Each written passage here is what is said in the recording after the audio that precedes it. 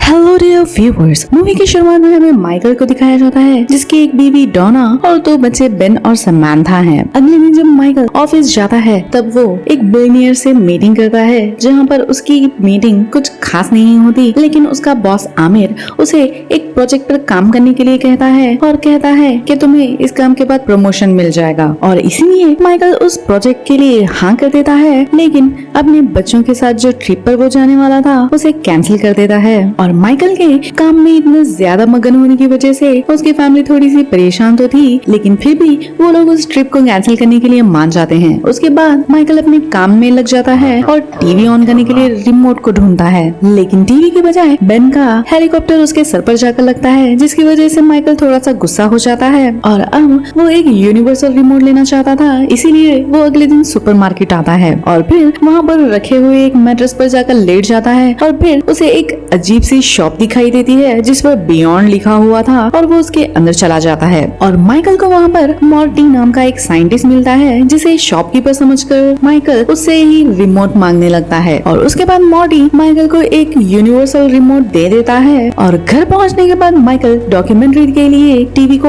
On करता है। तभी वहाँ पर डोना आती है जो कि अभी भी माइकल से बहुत गुस्सा थी और जब माइकल टीवी को पॉज करता है तो डोना भी पॉज हो जाती है और फिर माइकल उससे ही बातें करने लगता है और फिर टीवी को रिज्यूम करता है तो डोना भी रिज्यूम होकर वहाँ से चली जाती है। और रात में जब माइकल अपने प्रोजेक्ट के लिए काम कर रहा था तब उनका डॉग पीनट वहाँ पर आ जाता है जो कि माइकल के साथ खेलना चाहता था, लेकिन माइकल उसके भौंकने की वजह से परेशान था, इसीलिए वो कहता है कि काश मैं तुम्हारी आवाज कम कर सकता था और वो रिमोट से उसकी वॉल्यूम कम कर देता है और डॉग की वॉइस भी सच में कम हो जाती है, जिससे माइकल थोड़ा सा हैरान हो जाता है। और उसके बाद माइकल अपने डॉग को बाहर पॉटी कराने के लिए लेकर जाता है, लेकिन क्योंकि डॉग बहुत टाइम ले रहा था इसीलिए वो उसे रिमोट से फास्ट फॉरवर्ड कर देता है और ये देखकर तो अब माइकल भी बहुत परेशान हो गया था और अगले दिन सीधा वो मॉर्टी के पास जाता है, लेकिन उसे अभी भी इन सब चीजों पर यकीन नहीं था और इसीलिए माइकल को लगा कि ये सब उसके साथ प्रैंक हो रहा है, इसीलिए वो वहाँ पर कैमरे में अजीब सी हरकतें करने लगता है। उसके बाद मॉर्टी माइकल को बताता है कि ये कोई साधारण रिमोट नहीं है। मॉर्टी उसका मेन्यू बटन दबाता है तब माइकल के सामने उसकी लाइफ के सभी सीन्स दिखाई देते हैं और मॉर्टी कहता है कि इस रिमोट की मदद से तुम अपनी लाइफ के किसी भी पार्ट को अच्छे से देख सकते हो। और हैरान होकर माइकल अपनी लाइफ के कुछ मोमेंट्स को देखता है और साथ ही वो अपने बचपन में भी चला जाता है जब उसके फादर एक कॉइन की ट्रिक बता रहे थे। और उसके बाद जब माइकल उसके घर जाता है तब डोना उसे बताती है कि उसने माइकल के पेरेंट्स को डिनर पर बुलाया है, जिसे माइकल ज्यादा खुश नहीं होता। और जब शाम में डिनर का टाइम होता है तब माइकल उस डिनर के सीन को ही फास्ट फॉरवर्ड कर देता है तो कुछ ही सेकंड में इनका डिनर भी फिनिश हो जाता है और वो फिर से अपने काम में लग जाता है। और उसके बाद डोना आकर माइकल से कल के लंच के बारे में बात करती है, लेकिन माइकल को इस बारे में कुछ पता नहीं होता। तब डोना कहती है कि तुमने डिनर के वक्त हमसे प्रॉमिस किया था कि तुम लंच पर चलोगे। तभी माइकल को ये बात बहुत अजीब लगती है और वो मॉर्टी को फोन करता है और तभी मॉर्टी वहाँ पर आकर माइकल को समझाता है कि जब भी तुम किसी चीज को फास्ट फॉरवर्ड करते हो तो तुम्हारी बॉडी तो वहाँ पर प्रेजेंट रहेगी, लेकिन तुम्हारा माइंड ऑटो पायलट पर चले जाएगा, यानी कि तुम्हें कुछ भी याद नहीं रहेगा। और उसके बाद जैसे माइकल को तो इस रिमोट की लत लग गई थी, वो हर चीज के लिए इस रिमोट को यूज करके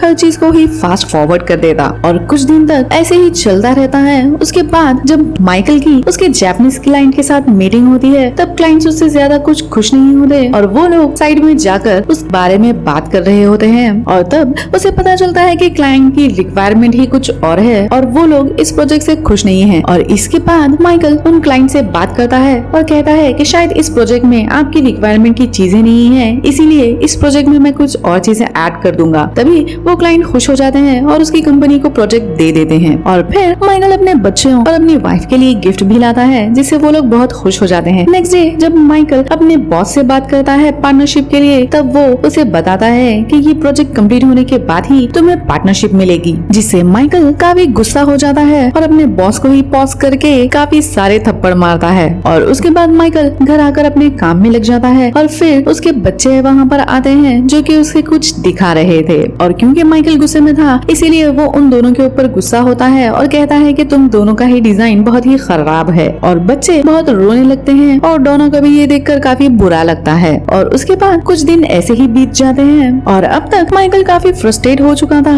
इसीलिए वो अपनी लाइफ को फास्ट फॉरवर्ड कर देता है और तब तक नहीं रुकता जब तक कि उसे प्रमोशन नहीं मिल जाता और वो ठीक प्रमोशन की एक पार्टी में जाकर रुकता है और वहाँ पर उसका बॉस उसे प्रमोशन के लिए बधाई देता है और फिर माइकल अपने घर आ जाता है और उसके बाद वो उस रिमोट की हिस्ट्री चेक करता है तो उसे पता चलता है कि उसे प्रमोशन मिलने के लिए पूरा 1 साल लग गया और तभी माइकल को पता चलता है कि इस 1 साल में उसके सभी रिश्ते खराब हो गए हैं और डोना भी उससे अब प्यार नहीं करती और साथ ही उसका जो डॉग था पीनट वो भी अब इस दुनिया में नहीं रहा जिससे माइकल बहुत रोने लगता है और फिर माइकल डोना से माफी मांगता है और कहता है कि मैं अब एक अच्छा इंसान बनकर दिखाऊंगा। के बाद रिमोट अपने आप को ही ऑटो फॉरवर्ड पे डालता है तो माइकल मॉटी को कॉल करता है तब मॉटी उसे बताता है कि ये एक स्पेशल फीचर है यानी कि रिमोट अपनी मेमोरी से माइकल के प्रेफरेंस के हिसाब से उसे फॉरवर्ड कर रहा है यानी अब तुम जब भी अपनी फैमिली के साथ टाइम स्पेंड करोगी वो रिमोट उस टाइम को फास्ट फॉरवर्ड कर देगा और इस चीज से माइकल बहुत परेशान हो जाता है और उस रिमोट को मॉटी को दे देता है लेकिन वो रिमोट वापस से माइकल के हाथ में ही आ जाता है और फिर माइकल उस रिमोट को तोड़ने की भी कोशिश करता है लेकिन रिमोट वापस से फिर अपनी असली हालत में आ जाता है और माइकल जब मॉटी को रिमोट वापस लेने के लिए कहता है तो मॉटी वहाँ से चला जाता है और नेक्स्ट डे माइकल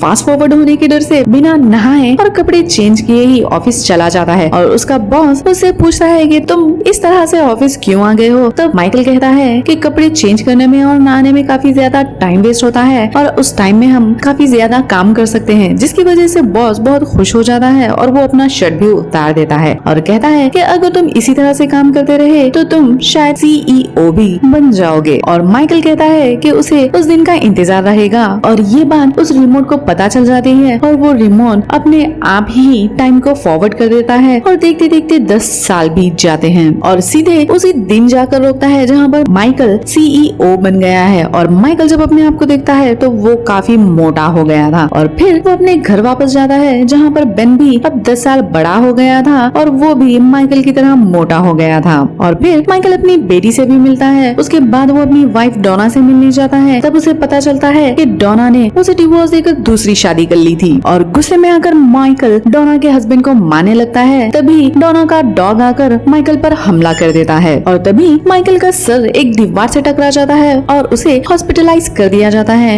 लेकिन तभी रिमोट टाइम को फॉरवर्ड कर देता है और अब हमें 6 साल बाद का समय दिखाया जाता है और फिर उसे पता चलता है कि 6 साल पहले जब उसे हॉस्पिटलाइज किया गया था तब उसे काफी सारी बीमारियां थी और साथ ही डॉक्टर ने उसे लाइपोसेक्शन देकर उसे बहुत ही दुबला कर दिया था और जब वो अपने ऑफिस वापस आता है तब वो देखता है कि ऑफिस बिल्कुल ही बदल चुकी है और अब उसकी कंपनी दुनिया की नंबर 1 कंपनी है और उसका बेटा बेन भी उसी की तरह एक आर्किटेक्ट बन गया है और उसके बाद माइकल बेन से उसके पेरेंट्स के बारे में पूछता है तब बेन बताता है कि उसके ग्रैंडफादर 2 साल पहले ही गुजर चुके हैं जो सुनने के बाद माइकल बहुत ही दुखी होकर रोने लगता है और रोते हुए माइकल उसके फादर की ग्रेव पर चला जाता है और वहाँ से रिवाइंड करके उसी वक्त में जाना चाहता था जब उसके फादर की डेथ हुई थी लेकिन तभी वहाँ पर मॉर्टी आ जाता है और बताता है कि तुम ऐसा नहीं कर सकते क्योंकि जब तुम्हारे फादर की मौत हुई थी तुम यहाँ नहीं थे और उसके बाद माइकल उसके फादर के साथ टाइम स्पेंड करने वाले आखिरी पलों में चला जाता है जहाँ पर वो देखता है कि उसके फादर उसे मिलने के लिए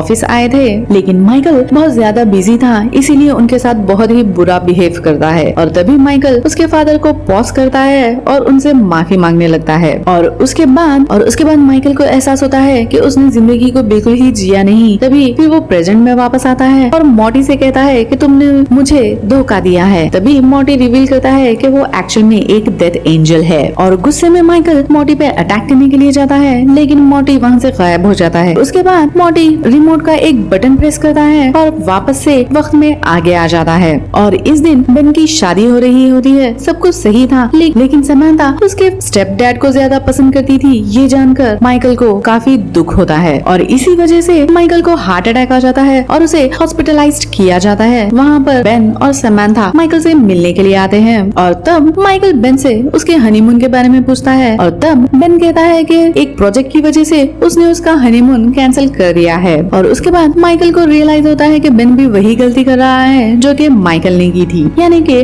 उसने फैमिली टाइम को इम्पोर्टेंट ही नहीं समझा और इसीलिए माइकल उस बेड से उठने की कोशिश करता है और हॉस्पिटल से बाहर आ जाता है। और फिर माइकल थोड़ी आगे जाकर वहाँ पर गिर जाता है। तभी बेन, समांथा, डोना और टीम भी वहाँ पर आ जाते हैं और अब माइकल अपनी आखिरी सांसें गिन रहा था और माइकल कहता है कि फैमिली टाइम ही सबसे ज्यादा इम्पोर्टेंट होता है और तुम्हें कभी भी फैमिली को इग्नोर नहीं करना चाहिए। और तभी माइकल की डेथ हो जाती है और हम देखते हैं कि माइकल अभी भी उसी मैट्रेस पर सोया हुआ था जब वो रिमोट लेने के लिए आया था। और जब माइकल को ये रियलाइज होता है कि ये सब एक ड्रीम था तो वो बहुत खुश हो जाता है और वहाँ पर डांस करने लगता है। और उसके बाद माइकल सीधा उसके पेरेंट्स के घर पर जाता है और उनसे माफी मांगता है और फिर अपने घर वापस आता है। और सबसे पहले माइकल अपने बच्चों को ट्रिप पर जाने के लिए हाँ कर देता है, जिससे बच्चे बहुत खुश हो जाते हैं। और फिर माइकल डोना से भी माफी मांगता है और कहता है कि वो हमेशा उसी के साथ रहना चाहता है। और जब माइकल किचन में जाता है तब उसे वही रिमोट मिलता है और साथ ही मॉर्टी का लिखा हुआ एक नोट भी कि सभी को एक दूसरा मौका मिलना चाहिए और उम्मीद है कि इस बार तुम अपनी जिंदगी को अच्छे से स्पेंड करोगे। यानी कि माइकल को अपनी लाइफ जीने का